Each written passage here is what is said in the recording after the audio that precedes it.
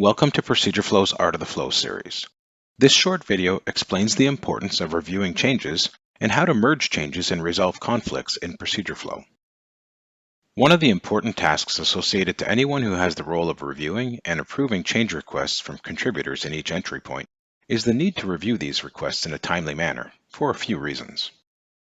First, it keeps the live environment up to date, which is important because your employees are relying on it as their single source of truth on a day-to-day basis. Second, approving changes consistently and quickly helps prevent version conflicts between users and their drafts.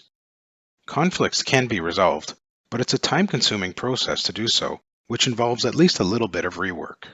And mappers or contributors cannot take a new draft until their first submission is reviewed and approved. During the initial mapping phase, we ask mappers to submit changes often for many of the reasons I just mentioned. So, as an approver or org admin responsible for reviewing these changes, you can expect submissions every day or even several times a day during the initial mapping phase. And finally, by reviewing submitted changes quickly and regularly, especially after Procedureflow has been launched, contributors feel valued because your approval of their change is an acknowledgement of their contribution to the flows. As a project owner, you can help avoid conflicts during the initial mapping phase by assigning mappers specific subflows to work on. Conflicts only happen when two or more people make changes to the same flow at the same time. You can find out which flows have a draft out and who took the draft to help prevent conflicts. Here's how. Click the Approvals button at the top to access the Approvals queue. By default, Procedureflow displays the list of drafts that are currently pending approval. Click the Draft button to display all drafts that have been saved by all users in the environment. If you wish to narrow down this search by entry point, select the desired entry point from the drop-down menu. On the right, you will see the list of all drafts that have been taken by each user within the entry point and when the last time those drafts were saved. To view the details of a specific draft, simply click the link for that draft, and Procedureflow will show you the changes they were working on. You may encounter a case when trying to make changes to a flow where Procedureflow presents a message asking you to merge your changes with the live version.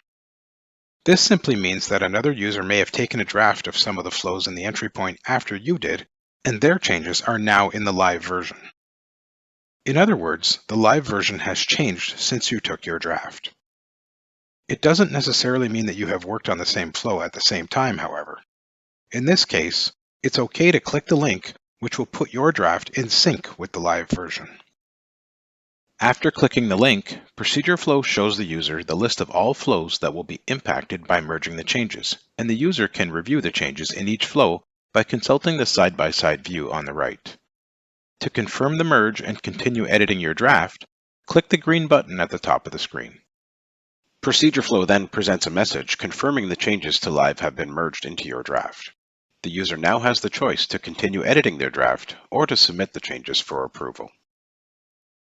It is, however, possible after you merge your changes that you are presented with a message highlighted in yellow advising that conflicts are preventing the draft to be submitted. This means that someone else has taken a draft, submitted a change, and that change has been approved for one of the same flows that is in your draft while you were working on your new version. If this happens, it's important to understand that you need to stop and analyze the situation before continuing. Never immediately discard your draft because you will lose all your work. To resolve this, you will inevitably have to discard the draft of the flow that is causing the conflict, but this doesn't necessarily mean that you will lose everything. Have a look in the left margin. Your draft may include modifications to flows, new flows that you've added, or flows that have been deleted. The flows that are causing the conflict will have a red exclamation mark next to them. These are the flows that you need to focus on. Have a look at them and analyze the changes that you made. Compare them to the new live version on the left. Perhaps someone made the same change you wanted to and simply submitted it before you did. In that case, you may simply want to discard your draft. On the other hand, your changes may include several new shapes that need to be included in the live version, and you would hate to lose all the work you've done because it took quite a bit of time. Or finally, your change may be something very small that will only take a few moments to recreate. In the case that your change is very small and it's something you can recreate quickly, you may want to take a quick screenshot of your draft so as not to forget what was in it. Then, make sure the correct flow in question is selected and click the Discard button on the right side. You will be presented with a warning that your changes will be discarded and you can confirm it. If you have other flows in your draft, you will still be in the Review Changes screen, but the changes in that particular flow are now no longer part of your draft. Hopefully at this point, the conflict is resolved and you can continue with submitting your changes. If there are other flows in conflict, you will need to do the same analysis for each one before submitting your changes. In the case that the changes in your draft for a particular flow are extensive and would entail a lot of rework, there is a second option. Don't discard your changes. We'll go back to your draft and we'll place a copy of the flow in question in a different location as a placeholder in order to resolve the conflict. To do this, create a new subflow somewhere in the entry point. You may want to place it on the home flow for ease of access.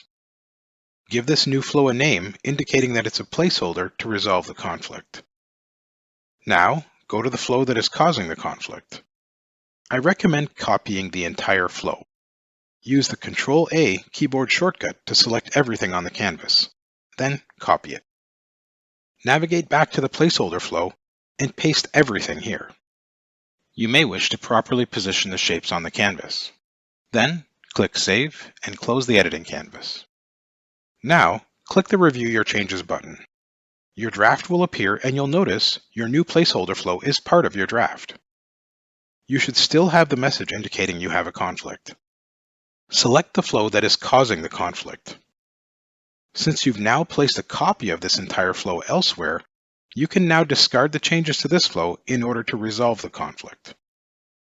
Click the Discard button on the right side of the screen to discard only the changes to this flow without impacting the other flows that are part of your draft.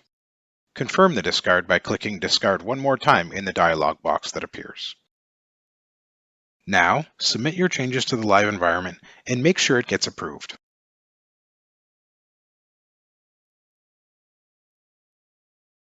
Okay, perfect. Now, to complete the resolution of the conflict, go to the flow where your changes are held in the placeholder. Take a new draft and copy the entire flow. Navigate to the original flow where these shapes should live. Analyze the flow that's here and decide whether you need to do some manual rework to the flow or if you can simply delete all the shapes on the canvas and paste your new version here. In most cases, you'll probably simply be able to remove everything and paste your new version. Once you're happy with the changes, click Save. Navigate back to the placeholder flow you created. We don't need this flow anymore, so we're going to delete it. In the editing canvas, click the More drop-down and click Delete. You may notice that you still have a link to it, and Procedureflow provides you an Edit button you can click to access the flow where the link will be broken if you wish to edit it right away. I'm just going to delete this flow first, and then I'll edit that broken link afterwards. Confirm the deletion of the flow. Now go back to where the placeholder shape was, take a draft of that flow, and delete the shape. That should take care of everything that you need to do to resolve the conflict. Click the Review Your Changes button one last time, submit these final changes to the live version, and make sure they get approved. Thanks for watching, and be sure to check out the other videos in the Art of the Flow series.